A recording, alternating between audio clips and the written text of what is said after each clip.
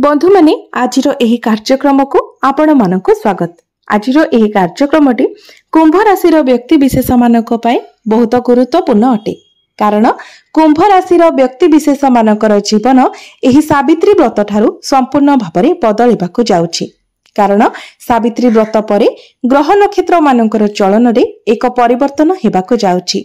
तीनोटी ग्रह निजर राशि परिवर्तन करिबाकु जाउछन्ति। बुध, मंगल एवं सूर्य निजर राशि परिवर्तन करिबाकु जाउछन्ति, जहा फलरे आपणक जीवन रे मध्य किछि बड़ परिवर्तन हेबाकु जाउछि। आपणकर स्वास्थ्य, शिक्षा, प्रेम जीवन, वैवाहिक जीवन, भाग्य, क्यारियर एवं व्यापार वाणिज्य क्षेत्र में एहार प्रभाव पड़िबाकु जाउछि। तेबे बंधु माने सावित्री व्रत परे आपणक जीवन रे केउ सब परिवर्तन हेबाकु जाउछि ताहा जानिबा पई आपण माने भिडियोटी को शेष पर्यंत निश्चय देखंतु एवं भिडियोटी को लाइक करी चैनलटी को सब्सक्राइब करि दियंतु। कमेंट बॉक्स रे भक्ति एवं श्रद्धार सहित जय मां सावित्री निश्चय लिखंतु। तो बंधु माने आसंतु आरंभ करिबा आजिर एही कार्यक्रम, जहा आपणकर जन्म राशि एवं चंद्र राशि उपरे आधारित अटे। तेबे राशि चक्रर 12 गोटी राशि मध्यरु 11 नंबर राशि हेउची कुंभ राशि एवं कुंभ राशि राशिधिपति हेउछन्ति शनि। तो सर्वप्रथमे आसंतु ग्रह नक्षत्र मानकर अवस्थिति विषय जानिनेबा। तेबे बंधु माने सावित्री व्रत परे आपणक कुंडलीर प्रथम भावरे विराजमान रहिबे राहु, द्वितीय भावरे विराजमान रहिबे शनि, तृतीय भावरे विराजमान रहिबे शुक्र, चतुर्थ भावरे विराजमान रहिबे सूर्य एवं बुध, पंचम भावरे विराजमान रहिबे देवगुरु बृहस्पति, षष्ठ भावरे विराजमान रहिबे मंगल एवं सप्तम भावरे विराजमान रहिबे केतु। तेबे सर्वप्रथमे आसंतु जानिनेबा आपणकर स्वास्थ्य किपरि रहिबो एही सावित्री व्रत परे। तो बंधु माने कुंडलीर प्रथम भावटी होइथाय आपणक स्वास्थ्यर भाव, आपणक इम्युनिटी सिस्टम रो भाव। आपणक प्रथम भावर अधिपति हेउछन्ति शनि। शनि आपणकर द्वितीय भावरे विराजमान अछन्ति। आपणक प्रथम भावरे विराजमान अछन्ति राहु, तेणु आपणकु एही कथार विशेष ध्यान रखिबार अछि। तेबे बंधु माने प्रथम भावटी होइथाय आमर मुंडर प्रतीक एवं प्रथम भावरे जेहेतु राहु विराजमान अछन्ति, तेणु आपणकर अधिकांश समय मुंड बिंधा भली समस्या देखा देई पारे। छोट छोट कथारे आपणकर मुंड शीघ्र गरम होई जाय पारे। बंधु माने राहु हेउछन्ति छाया ग्रह, मुंड विहीन ग्रह। तो राहु जेतेबेले आपणकर प्रथम भावरे अछन्ति, तेणु आपण प्रत्येक कथारे द्वंद्वलित होई जिवे एवं जहा नथिबो ताकु नै आपण बहुत अधिक चिंता करिवे, जहा फलरे आपण निजे ही आपणक मुंड बिंधार कारण हेबे। अर्थात जे कथारे सेतिकिटा गुरुत्व नथिबो से कथा को आपण सेतिकी गुरुत्व देई निजर मुंड बिंधार कारण बनाइबे। एहा व्यतीत अन्य कोनोसी स्वास्थ्य जनित समस्या आपणकर देखा जाउ नाही। एबे आसंतु जानिबा आपणकर शिक्षा क्षेत्र किपरि रहिबो एही सावित्री व्रत परे। तो बंधु माने कुंडलीर पंचम भावटी होइथाय आपणक शिक्षार भाव। आपणक पंचम भावर अधिपति हेउछन्ति बुध। बुध आपणकर चतुर्थ भावरे अछन्ति। मात्र 6 जून को बुध पंचम भाव को चलन करिवे एवं आपणकर पंचम भावरे गुरु मध्य विराजमान अछन्ति, जे कि ज्ञानर कारक ग्रह अटन्ति। तो 6 जून परे आपणकर पाठ पढ़ार स्थिति बहुत भल रहिबो। आपणकर पाठ पढ़ा पई जून मासटी सर्वश्रेष्ठ रहिबो।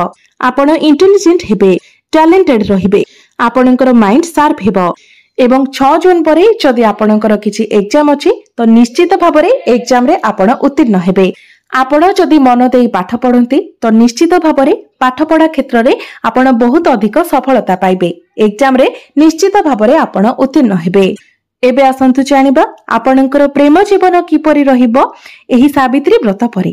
तो बंधु माने कुंडलीर पंचम भावटी आपणक शिक्षार भाव हेबा सहित पंचम भावटी मध्ये होइथाय आपणक प्रेम जीवनर भाव। तो आपणक पंचम भावर अधिपति हेउछन्ति बुध।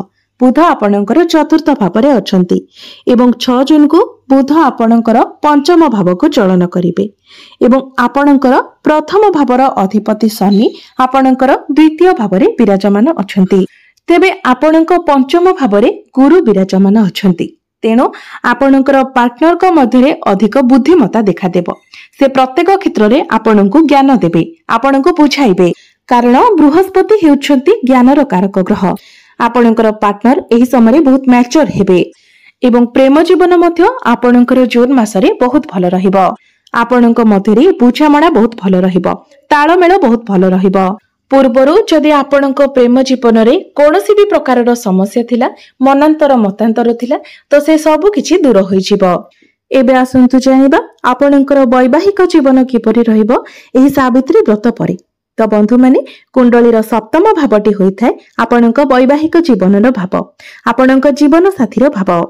आपणक सप्तम भावरे विराजमान अछंती केतु एवं आपणकर सप्तम भावर अधिपति सूर्य आपणकर चतुर्थ भावरे अछंती एवं 15 जून को सूर्य आपणकर पंचम भाव को चलन करिवे।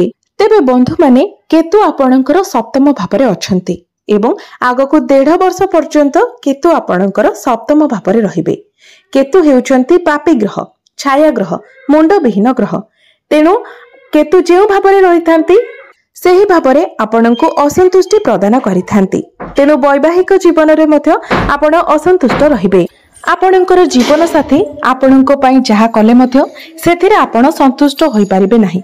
आपणक मध्यरे एक प्रकारर डिसैटिस्फैक्शन देखा देबो।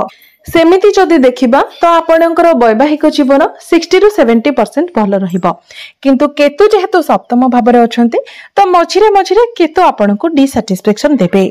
एबे आसंतु जानिबा सबुठारु महत्वपूर्ण विषय वस्तु आपणकर भाग्य, कैरियर एवं व्यापार वाणिज्यर स्थिति किपरि रहिबो सावित्री व्रत परे।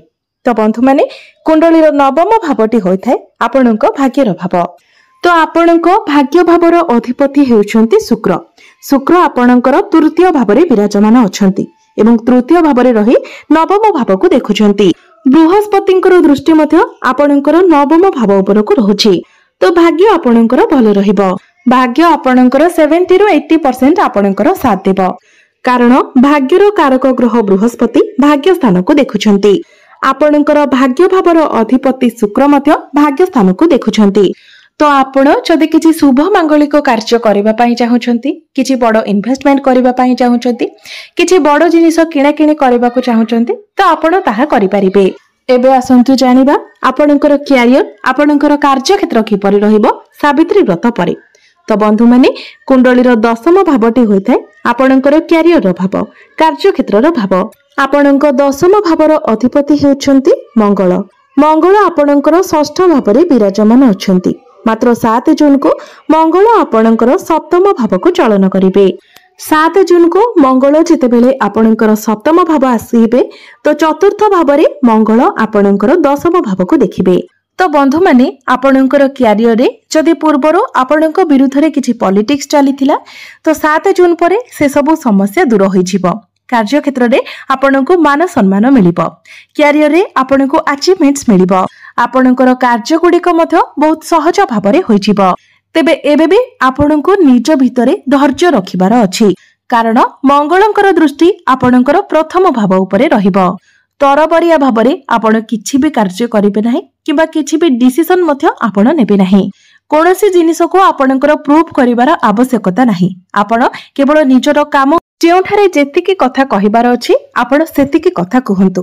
कारण जेतेबेले मंगलंकर दृष्टि प्रथम भाव उपरे रहिथाय तो व्यक्ति दरकार ठारू अधिक कथा कहि देथाय। तो एहा उपरे आपण नियंत्रण रखंतु। नचेत कैरियर आपणकर बहुत भलो अछि। कैरियर रे आपण आगो को बढ़िबे। आपणकर काम मध्य बहुत स्मूथ रहिबो। टार्गेट बेस जदि किछि काम अछि तो टार्गेट मध्य आपणकर कंप्लीट होई जिवो। एहा व्यतीत आपणको किछि नुवा कार्य मिलिबार मध्य संभावना रहुछि। जदि आपणक निकटरे कोनोसी चाकरी नाही, आपण चाकरी पय प्रिपेयर होउछंती तो चाकरी मिलिबार मध्य बहुत अधिक संभावना रहुछि। तेणु आपण निजर चेष्टा जारी रखंतु। एवं बिजनेस कथा जदि कहिबा तो सावित्री व्रत परे आपणकर बिजनेस बहुत भलो रहिबो। बुध निजर राशि रे 6 जून को प्रवेश करिवे एवं आपणकर एकादश भाव को देखिबे। तो बिजनेस रे आपणकर लाभ ही लाभ हेबो। बिजनेस रे आपणकर उन्नति हेबो, ग्रोथ हेबो। तेबे प्रतिकार स्वरूप आपणको शनिकर बीज मंत्र 108 थर जप करिबार अछि। प्रत्येक दिन आपण हनुमान चालीसार मध्य पाठ करंतु। प्रत्येक दिन संध्या समय चंद्रमांकर बीज मंत्र 108 थर जप करंतु एवं प्रत्येक दिन आपण उदित सूर्य को तंबा पात्र रे जलाख्य अर्पण करंतु। एही सब प्रतिकार गुडिक करिबा द्वारा आपणकर अशुभत्व गुडिक खंडन होई आपणको शुभ फल प्राप्ति हेबो। तो बंधु माने आपणकर जीवन मंगलमय हेउ, एहा ही ईश्वरक निकटरे मोर प्रार्थना। धन्यवाद।